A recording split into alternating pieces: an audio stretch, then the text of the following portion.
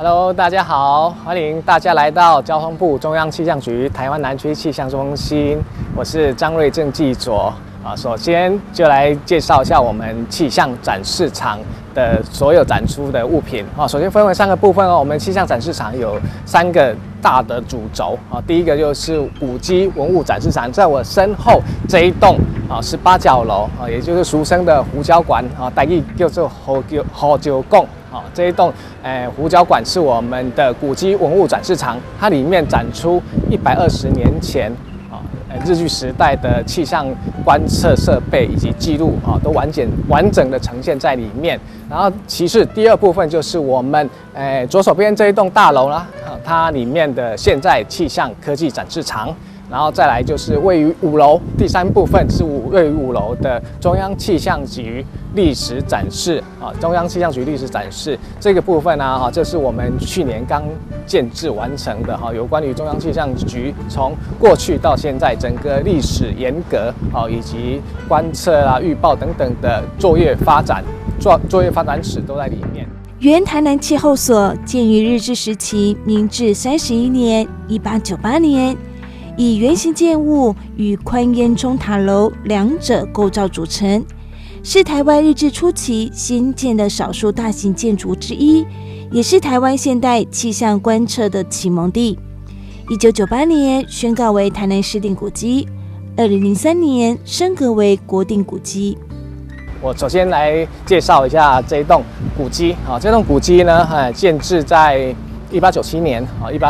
然后1898年4月完工，到现在已经有120年的历史了将近已经超过了120年的历史。自从日本人1895年到台湾之后，1896年就开始进行台湾的基础气象建设因为他们意识到台湾的这个气象建设非常的重要，无论是对于农业的部分或者是军事用途方面，都会有相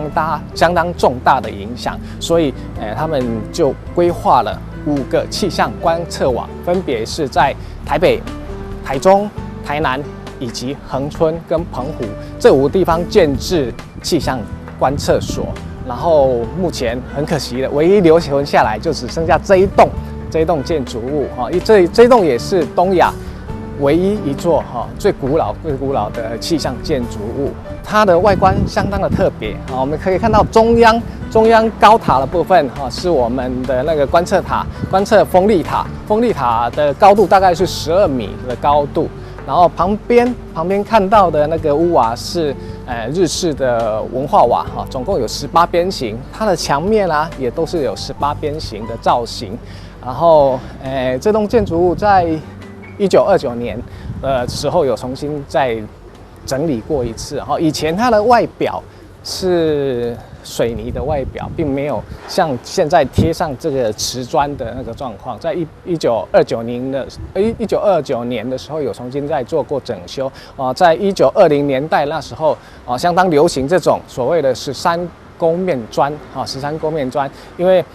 那时日本的军国主义盛行，然后鼓励一般的建筑物外表都贴这种13勾面砖它有两种特色。第一个就是它上面有13个勾面，凹凹凸凸的那个勾面。第一个就是它具有防空保护色的功能因为它的外观你可以看到它的外观颜色跟土壤的颜色是很接近的从飞机上面来看基本上跟大地的颜色是一样的可以找到它的隐蔽色。所以第一个它有防空保护色的功能，第二个就是它凹凹凸凸的结构，让光线不容易反射不容易让敌机侦察到说这里有一个重要的基础的建筑物。仔细观察，外观看起来很相像的18面外墙，其门窗的形态及构造可是大有文章哦。以开口形态来看，东西2处大门为圆拱形，至于所有外墙的窗户开口则都是拱弧造型，而门窗皆属手工木质。刚提到它有一个很有趣的名称叫做胡椒拱，也就是因为它这个外观呢，很像我们在吃西餐的时候那个胡椒罐啊，需要旋转那个胡椒罐哦，它的外形非常像啊，所以它有一个小小的有趣的称呼，叫做胡椒管啊，台语叫做胡椒贡啊，所以这是老一辈的那个台南人对于这栋建筑物的一个昵称。好，接下来我带各位进到我们内部去参观这120年来整个气象观测的演进史，跟着我一起走吧。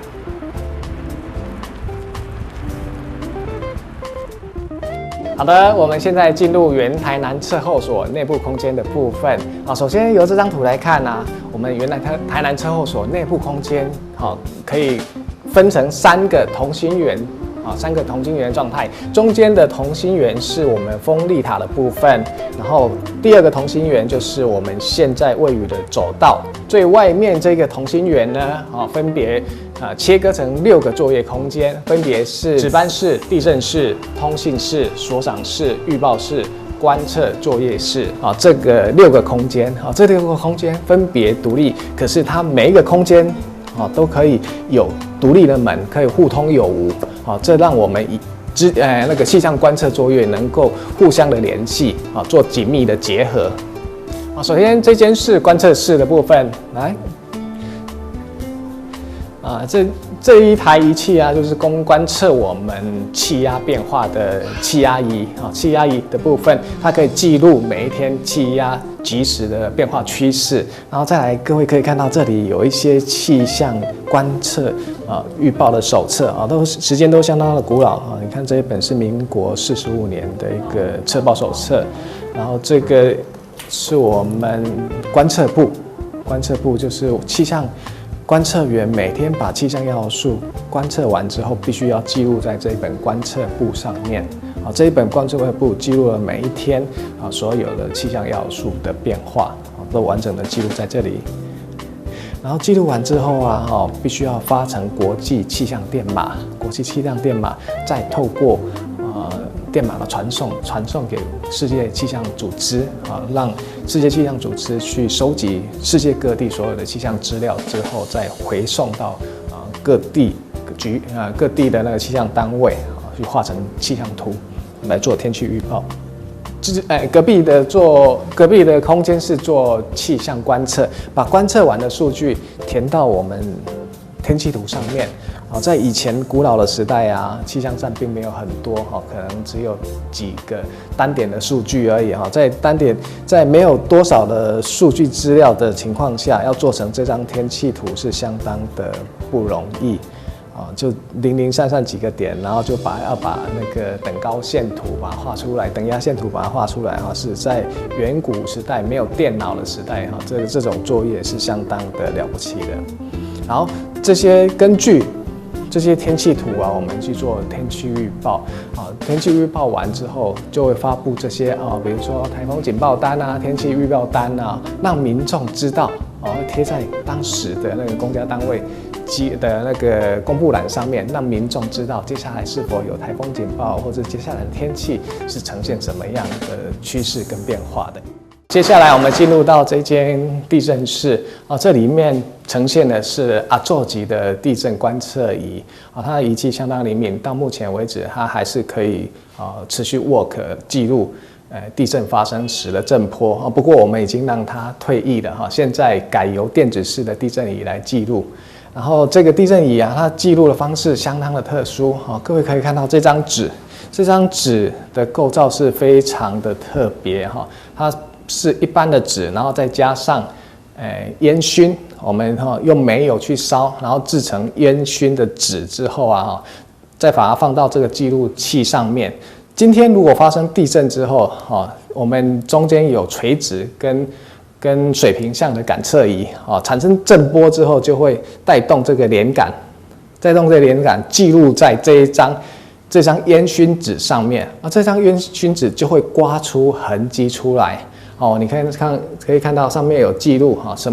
什么年份日期发生的地震记录都会记录在这张纸上面。当记录产生之后呢，我们就会把这张纸取下来的时候要做特别的处理，去保护这张记录纸上面我们要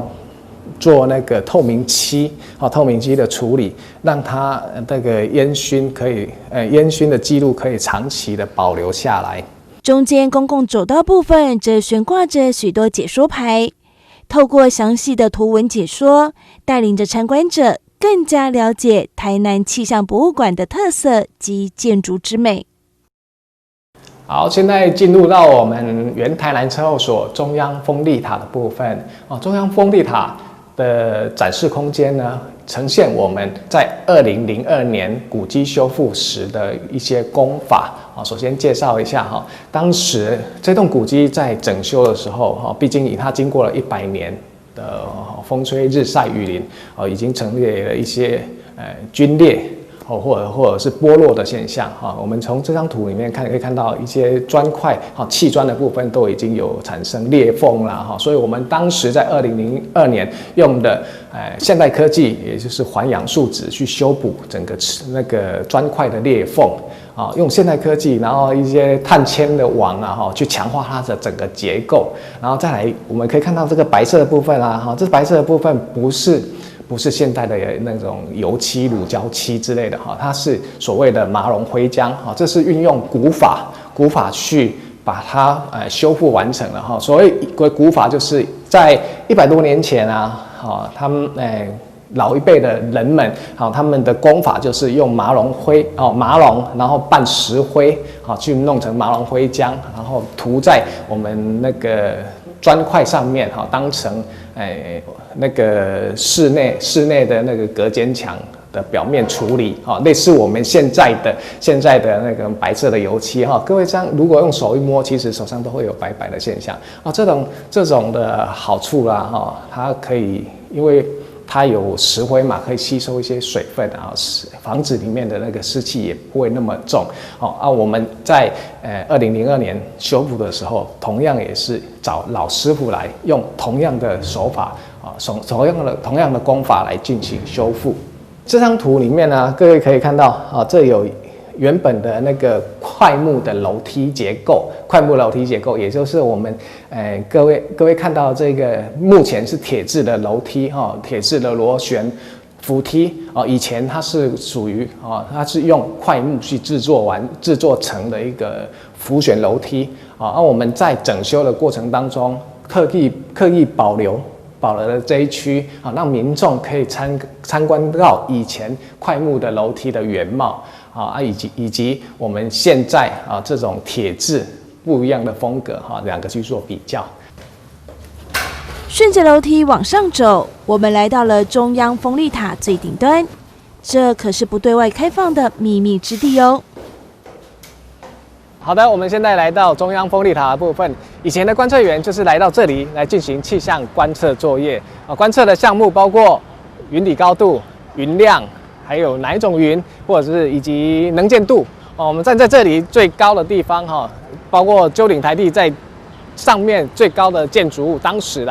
是最高的建筑物。这里往南一看，最远可以看到高雄的寿山，然后以及这里各位可以看到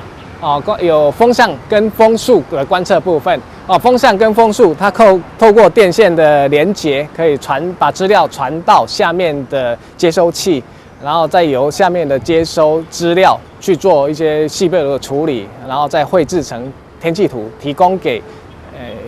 那个气象人员做天气预报。这个看起来像水晶球这个部分这是我们康培斯托克日照计它是一个透明的玻璃水晶球、玻璃球，然后主要是用来聚焦的功能。它下面会放一条长条状的那个观测纸，上面会有刻度，然后日照产生的时候就会聚焦，然后把能量聚在那张纸上面，烧出痕迹所以根据那张纸上面烧出来的那个长度，我们就可以计算出来今天一整天日照的长度、日照的时数是多少，就可以从这个纸去做观测。然后这个纸从120年前到现在，每一天的变化记录都留存到现在，还相当的完整。超过100年历史的台南气象博物馆于2004年完成修复，除了还原原来办公场景外，还保留着许多日治时期至今的手写、手绘艺等等的气象史料及文物。参观者可见证100多年的气象进步的轨迹。馆方的用心规划，也让博物馆于2009年荣获文建会第1届文化资产保存奖之保存维护奖。逛了古迹，当然也不能错过旁边的台南气象中心，里头更是有许多现代气象科技展示场，极富教育意义。继续跟着导览员一起来逛展场，来了解大自然的奥妙吧。好，大家好，我们现在位于这个地方，就是我们的气象科技展示场。在这个气象科技展示场这个挑高的大厅展示空间呢，我们从地面气象观测作业，一直到高空气象观测作业，甚至到外太空的气象观测作业，都可以一览无遗哦。首先各位看到的部分就是我们气象卫星的部分。我们气象卫星位于我们外太空，地球外外太空的那个范围内啊，大概是所谓的绕极轨道卫星啊，大概是800公里高的高度去做观测。然后地球同步卫星的部分啊，大概是在36000公里处来做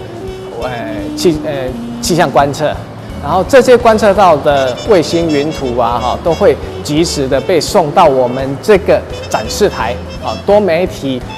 互动装置展示台来做呈现。好，那我们把画面转到这个展示台来。现在来介绍我们这个爱上主播台这个多媒体互动展示装置。我们刚才提到了卫星的部分，卫星观测的部分，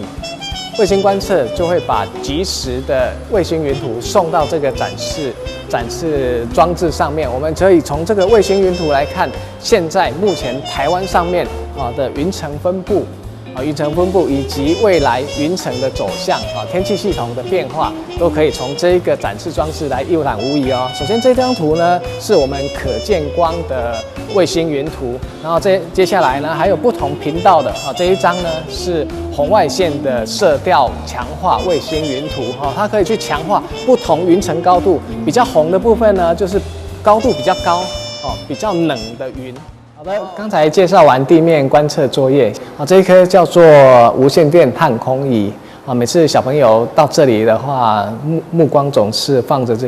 总是注目着这颗1米宽的那个气球它的主要的用途是用来量测高空的气象要素。下面我们看到那个白色的部分是它的感应部它可以侦测到气温、还有湿度、气压这3个天气要素，然后上面绑着就是灌着氦气的气球这是一个乳胶的那个橡皮的气球，然后随着气球升空之后它每一个高度都会持续不断的量测这我刚才提到的3个气象要素，然后把这3个气象要素用无线电波传到我们地面的接收站。在1楼至3楼的气象展示区，展示着从地面到高空的气象观测情境，像是记录降雨量的青斗式雨量仪、龙卷风制造机，都非常受到小朋友的喜欢哦。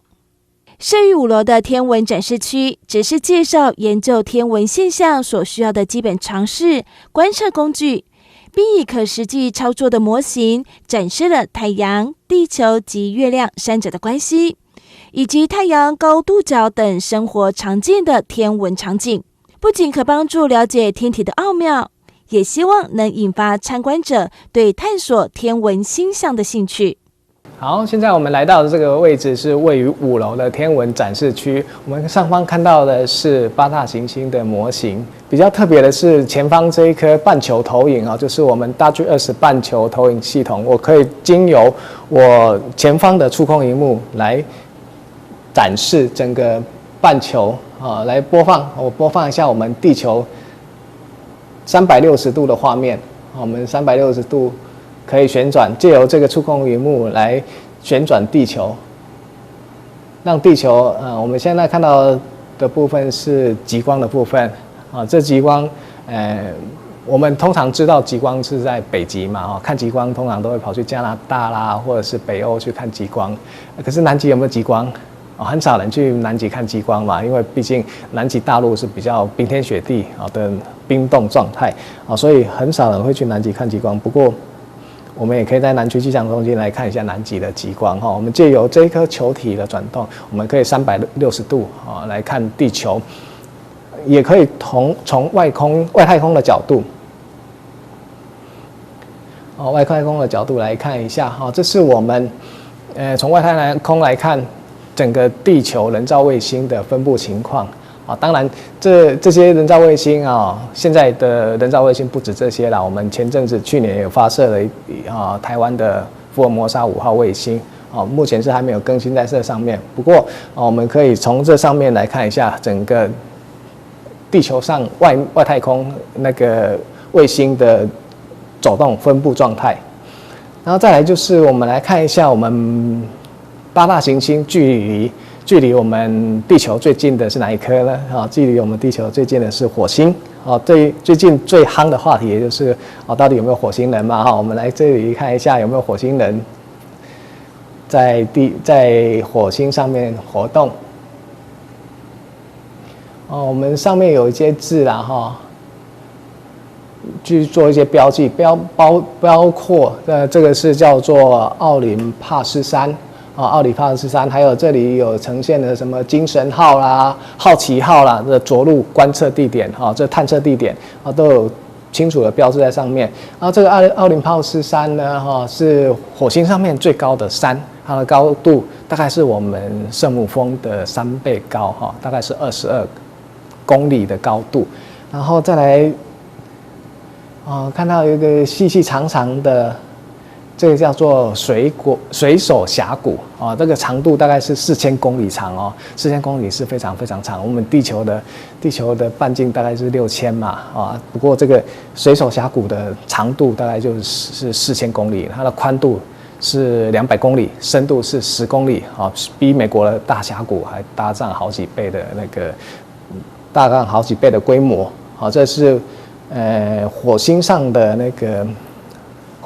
的分布的状况我们探测号分布的状况。然后接下来再看一下我们太阳好不好？太阳系这是在可见光谱观测到的太阳状况，也就是我们人眼可以看到、可以观测到太阳的一个分布的状况这叫做那个光球层光球层的温度大概是6000度，然后黑黑的部分就是我们所谓的太阳黑子太阳黑子的多寡会影响到我们地球的那个气温的变化然后这套系统呢我们大概是在前年建制的，到目前为止也就是我们5楼那个天文展示区的一大亮点。最后来到的展区则是中央气象局历史展示，展示了台湾2甲子以来的气象历史脉络、珍贵的气象文物与文献，以及气象科技演变的过程，带领着民众走进气象时光廊道，而里头历史文物更是值得细细观赏。接下来展示的就是中央气象局过去手工的那个观测仪器这些历史的观测仪器有些到现在还在使用有些已经淘汰掉，改成现代电子式的观测我就介绍个几样。这一个就是手摇式的干湿计，借由那个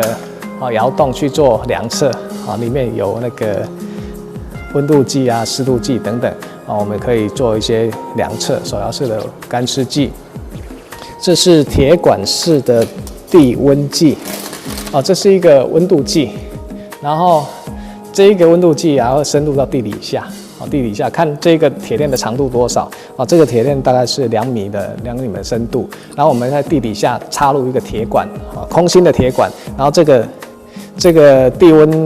温计就会深入到地底下2公尺的深度去量测地下2公尺的地底温度是多少这就是我们铁管地温计。然后这个温度计看起来造型很特别它呈现90度的转折。这个温度计不是断掉了就是它原本就是这样设计的，它叫做曲管地温计弯曲的部分它这个感应部会插在地底下也就是量测地底下比较浅层的那个温度分布，好，这是我们那个曲管地温计，这是相当特别的温度计。然后接下来介绍这一根呢，就是气象局在做天文观测所用到的百年黄铜望远镜，黄铜式的望远镜，这根相当重，也相当的悠久，到现在为止已经100多年了，100多年了。今天在导览员的带领之下，是不是对气象观测有初步的认识及了解了呢？因为时间的关系，节目当中无法一一介绍。